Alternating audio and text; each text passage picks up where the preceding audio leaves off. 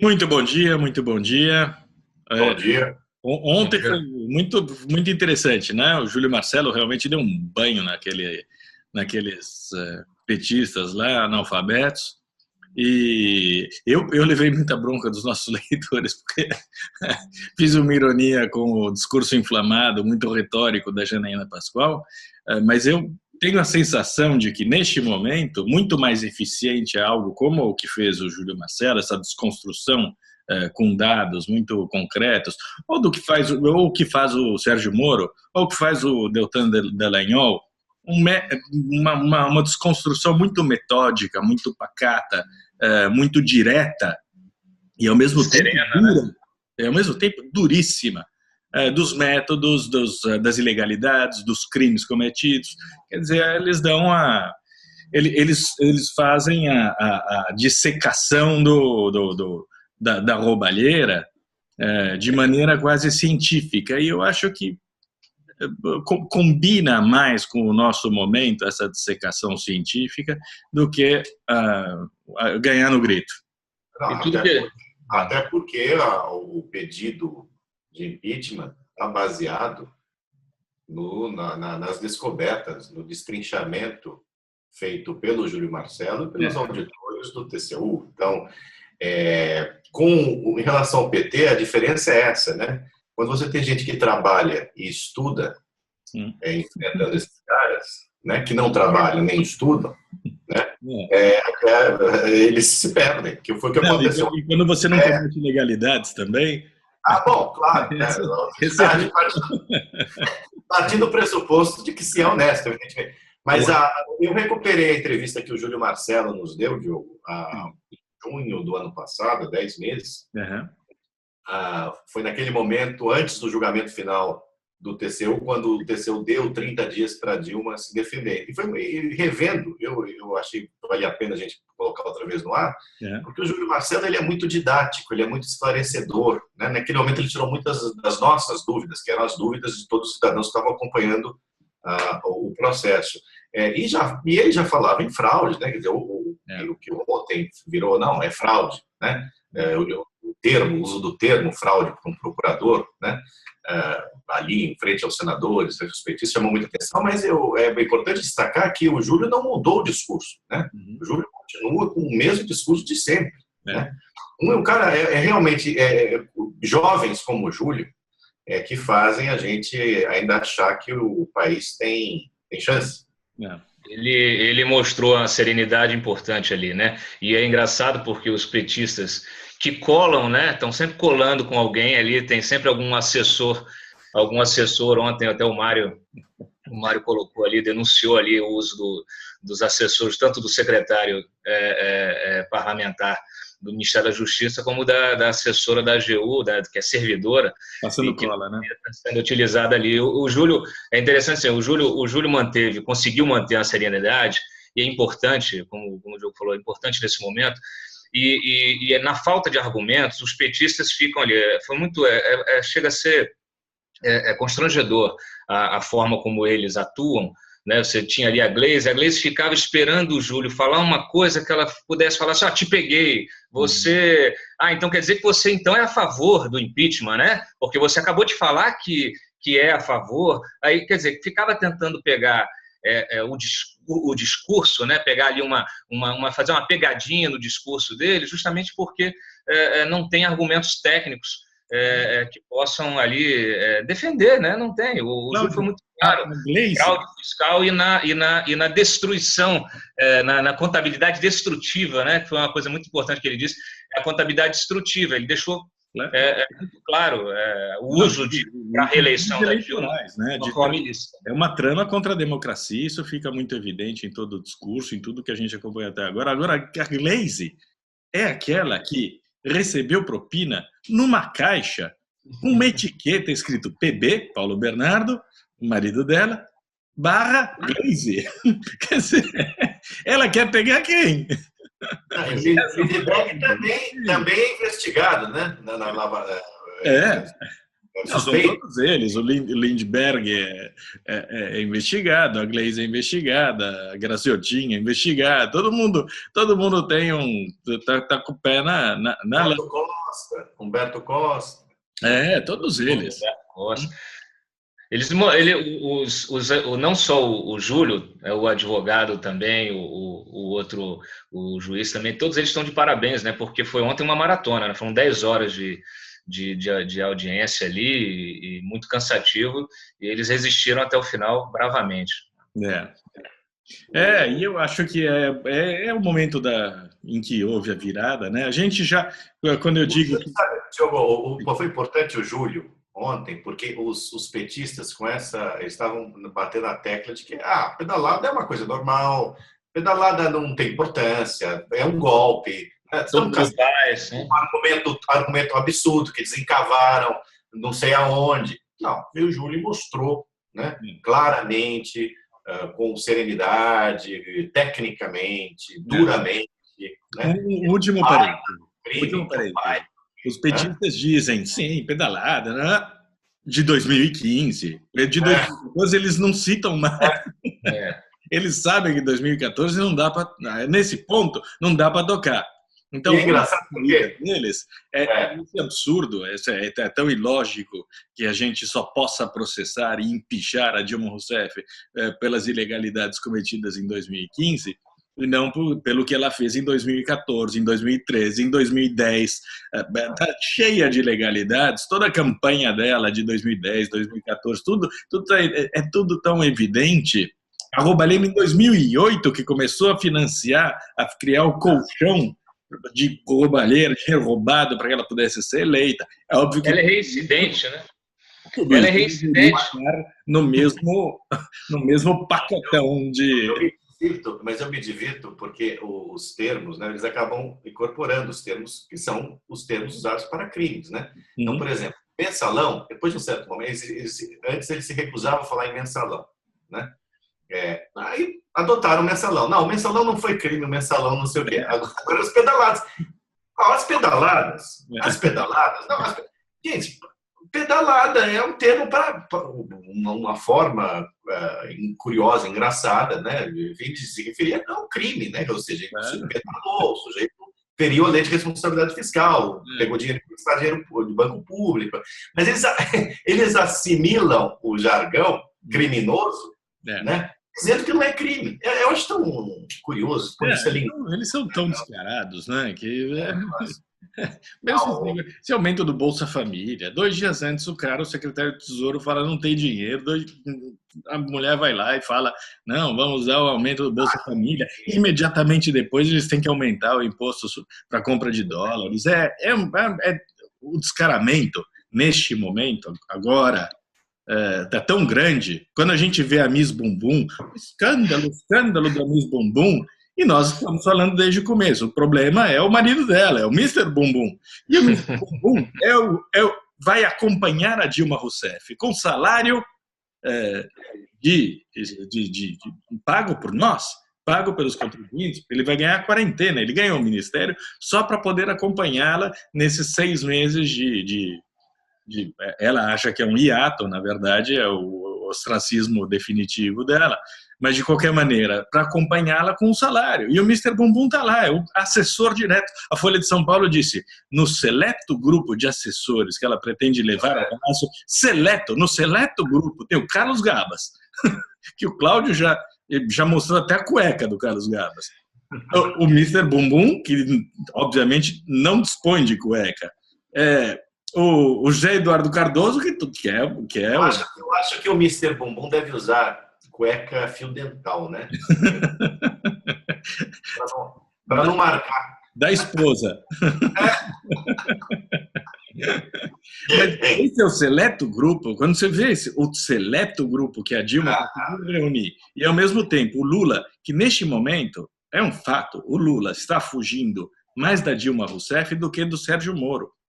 Ele quer mais distância da Dilma, ele prefere ir para a cadeia a não ter que passar 10 minutos. Eu juro que o Lula prefere ir para a cadeia. Puta vida. E tudo que ele quer é distância da Dilma Rousseff, porque ele sabe que é pagar um mico gigantesco neste momento, acompanhá-la para qualquer lugar ou estar ao lado dela, mesmo que seja num palanque da CUT, né? Esse é um barulho muito agradável que vai me acompanhar pelos próximos 6 meses. É o primeiro sinal de que a reforma começou.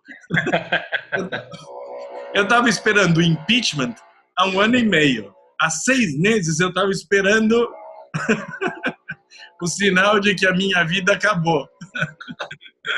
O impeachment veio, a minha vida acabou também. Ai, meu Deus do céu. Olha, ontem a gente cedo se perdeu um pouquinho no noticiário, mas tem uma informação bacana aí, tanto de manhã como de noite, né? De manhã a gente publicou da delatora do Eletrolão, né? Eu apurei com as fontes lá na Lava Jato que existe uma executiva da Eletrobras. A gente não pode detalhar nem o cargo dela porque não expor, mas tá. É o seleto grupo de antagonista. Só aqui mesmo, Eu vou pôr meu cachorro latindo aqui agora, tá? Que avacalhação. Bom, a gente já conseguiu impeachment, agora vale tudo. Pô. Não, e aí o seguinte, a fonte me disse o seguinte, falou assim, olha, ela já entregou, está prestando depoimento desde o final do ano passado, já entregou documentação, isso está tudo sendo mantido em sigilo, e o conteúdo é avassalador para Dilma. Diz que se houvesse prisão perpétua no Brasil, a Dilma ficaria para sempre na cadeia. Cadeira elétrica. No caso do Eletrolão. Acorrentada a cadeira elétrica. Então vamos esperar. Quando ela perder aí o foro dela, ela vai estar bem lascada. Não, o Rodrigo Janot vai ter que encontrar algum tucano para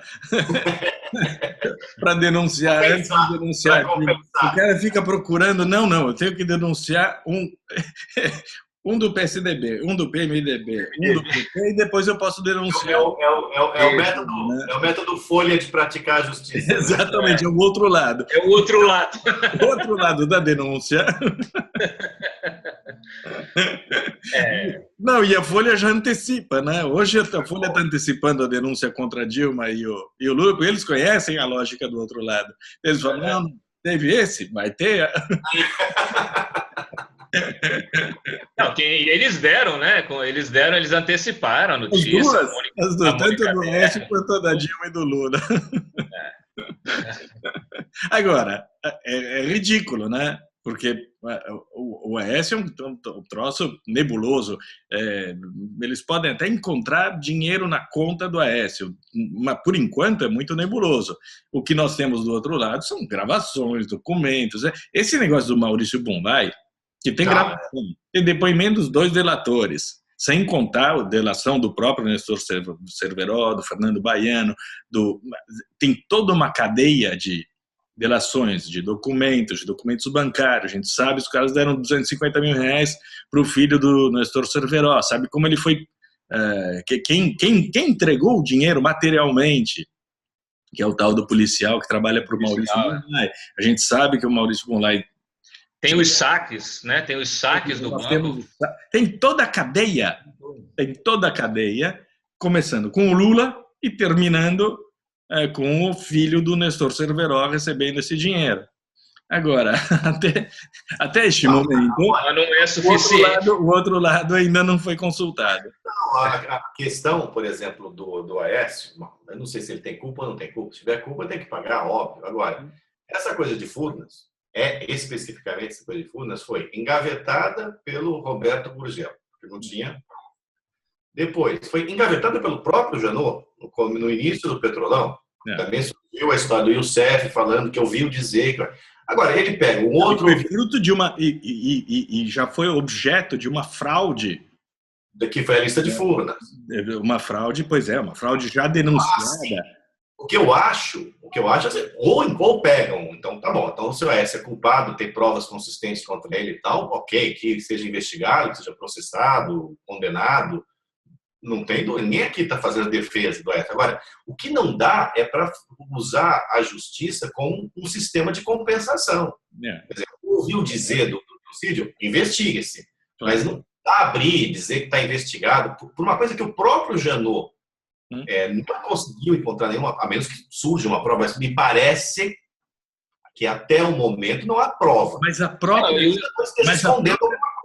própria delação do Delcídio sobre Furnas deveria resultar imediatamente numa denúncia contra o Lula também, porque o Delcídio foi muito claro. Ele falou, eu levei esse nome, eu levei nomes para o Lula falou, esse cara deve ter sido Dimas Toledo, deve estar roubando muito, porque já me pediram em 3 ou 4, inclusive o Aécio, e o que ele fez? Ele nomeou o cara. E é tão simples, né? Quer dizer, o Janot anunciou ontem que deu, sei lá, 45 dias para ouvir o Aécio. Mas não tem que ouvir o Lula, né? Não foi o Lula que deu o negócio? Quer dizer, então teria que ter 45 dias para ouvir o Lula também. O Lula tem que dizer, não, eu entreguei Furnas para ele roubar. É isso. Agora, e o mais interessante é isso, é não ter feito ainda o pedido de investigação do Lula, mesmo depois daquele parecer, né, que ele enviou no caso do Supremo para evitar a nomeação dele, em que ele disse que de todos os crimes, né, contra Dilma, inclusive, que eles cometeram, tarará, fala da gravidade dos crimes, da obstrução da justiça, etc. e tal, e até agora nada. Então, realmente é uma coisa... Tem a questão aí que é complicada do ponto de vista político, porque da outra vez o Aécio disse, acho que quando surgiu o nome dele, né, no Delcídio, não, mas é absurdo, imagina, eu e o governo Lula, é como o técnico do Cruzeiro e do servia ao Atlético, ou do Internacional, o Grêmio, coisa assim. O problema para o Aécio é que ele foi aliado do PT no primeiro mandato do governo Lula em Minas Gerais. Sim. Então, assim, eu acho que tem um efeito didático. Eu não sei se ele tem culpa ou não tem culpa, né? Mas o fato é, não tivesse feito aliança com o PT em Minas Gerais, né? O Fernando Pimentel, né? Pois é, o Fernando Pimentel é uma criação também do Aécio, né? Ele criou um monstro, não queria criar, mas criou, né? Então, assim, o fato dele ter feito essa aliança em Minas Gerais, né, dá um contorno de suspeição, né, até essa questão toda. Então, mas como sempre, eu acho que o nosso trabalho... O efeito didático, eu quero dizer, o efeito didático, só para ter o efeito didático é o seguinte, Aécio, com essa gente. Cuidado com essa gente, é isso, né? E, sobretudo, do nosso ponto de vista, acho que é importante a gente sempre separar, né? Acho que o Petrolão é uma coisa, não é isso daí. O Eletrolão está para explodir. A gente vai saber o tamanho do Eletrolão e todas as ramificações do Eletrolão mais tarde. Por enquanto, a gente tem informações sobre Belo Monte, algumas coisas sobre Angra 3, sobre os submarinos nucleares, mas o Eletrolão ainda não tá totalmente revelado. Assim como não está revelada toda a tramóia do BNDES. A gente tem o Petrolão. E o Petrolão é um outro esquema. Ainda sobre essas compensações meio esdrúxulas que existem, que têm acontecido, olha, o Janot ontem separou, mandou a parte lá da delação que cabe ao Fernando Henrique, né, da época do Fernando Henrique, do Delcídio, para o Moro. Até agora ele não pediu o fatiamento da acrônimo, né, que inclusive permitiu até aquela manipulação, aquela manobra do Pimentel de nomear a mulher para um cargo para poder manter o foro privilegiado dela. A gente falou aqui 2 semanas atrás disso, falou assim, olha, como é que o Cunha ele separou, mandou a mulher e a filha para lá.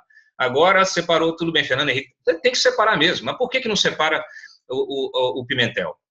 Por que não manda o Benedito? Por que não mandou, antes até dessa nomeação, não mandou a mulher? A nomeação precisa também ser questionada. Tem uma série de coisas erradas. Por que ontem o Jornal Nacional noticiou que o juiz do Rio de Janeiro, o Bretas, descobriu que tinha na apreensão, da busca e apreensão que foi feita na casa do almirante lá de Angra 3, né, o que era do Otton, né, da eletronuclear, descobriu que tinha documentos com menções a Dilma. E aí mandou isso ontem.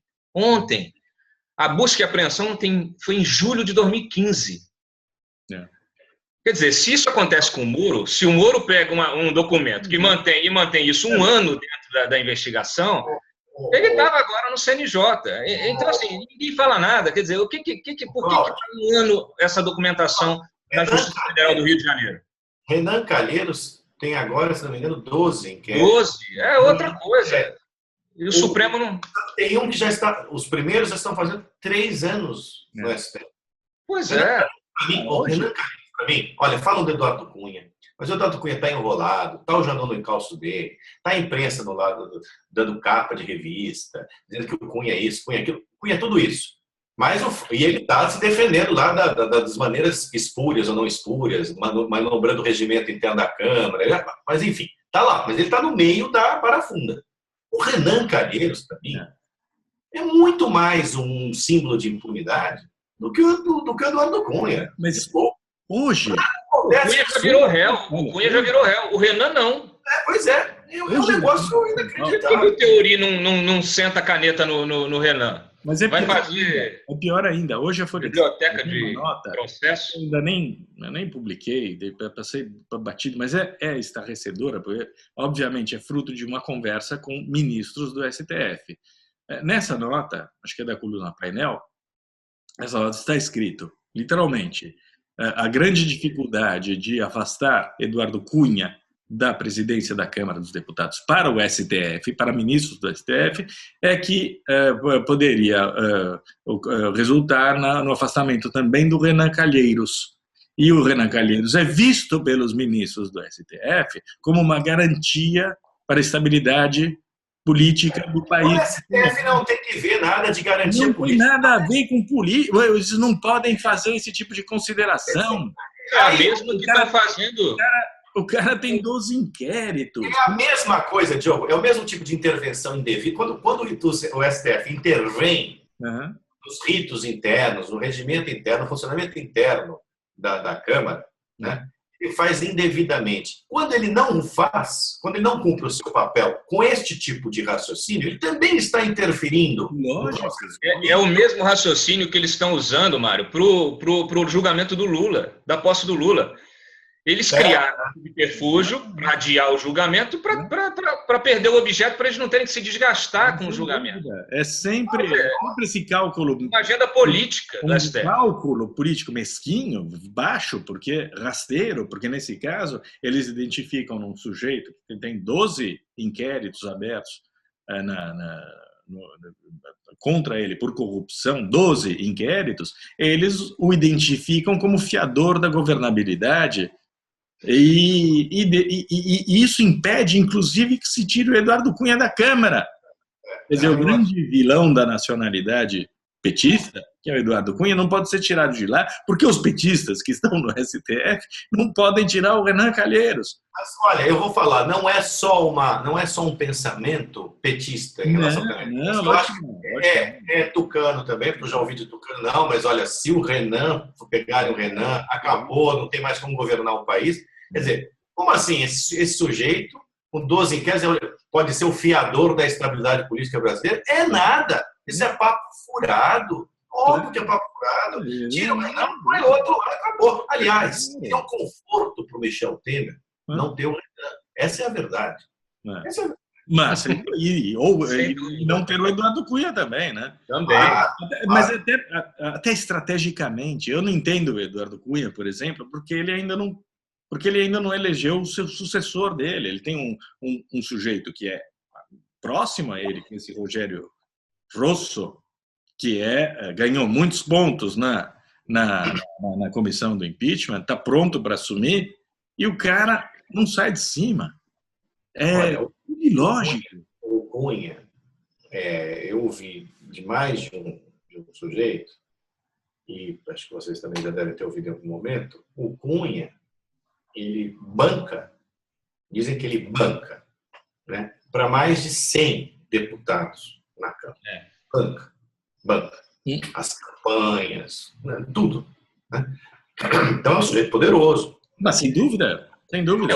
Aqueles grampos mesmo, né, e a própria delação da Carioca, Engenharia, eles falam disso, justamente o dinheiro que ele pega, ele arrecada com as empreiteiras, que é para bancar a campanha dessa turma que depois fica dentro dele. E espalhada por todos os partidos, né? Exato. Tem muita gente na mão. Ele não quer abrir mão, evidentemente. A presidência da Câmara ainda lhe dá um poder para manobrar dentro da Câmara, né? O regimento inteiro, ele conhece o regimento como ninguém, né? Ele tem lá os apaniguados dele, e o poder que ele, de barganha que ele tem com o presidente da Câmara ainda é muito importante para ele se manter. Eu acho que não faz sentido do ponto de vista assim, a longo prazo, ou médio e longo prazo, mas no curto prazo, para ele ainda faz, entendeu? Eu estimo. Né? Porque ele pode realmente barganhar muito. Já que nós estamos falando em cálculo político, eu acho que é um cálculo político errado, porque o ele corre um risco danado, ele não deve confiar nos apaniguados dele, né? Basta ver o que aconteceu com o vice-presidente da Câmara, que era homem dele, e se vendeu ao Lula no dia seguinte e voltou para Dilma. Por isso mesmo. O Pittiani mesmo, né? O Pittiani também. O Pittiani devia muito a ele e na primeira hora traiu, né? Por isso que ele está nessa posição de força.